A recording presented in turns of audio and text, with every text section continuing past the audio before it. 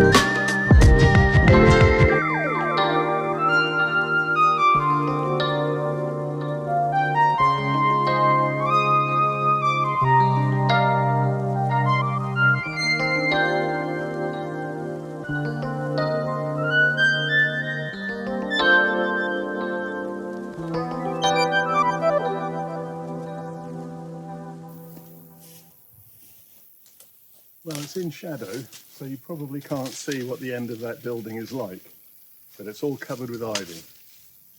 So that's colombage type of thing again, or torchi.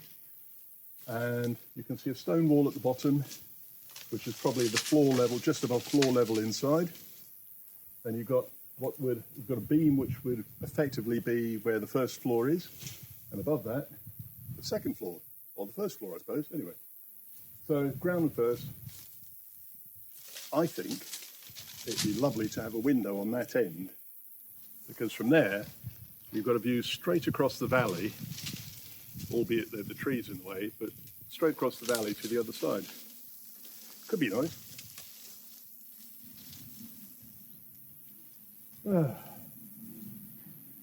Next job, take down some more of that plasterboard with polystyrene on the back from upstairs to downstairs, take it to the dump, do that tomorrow, back to England.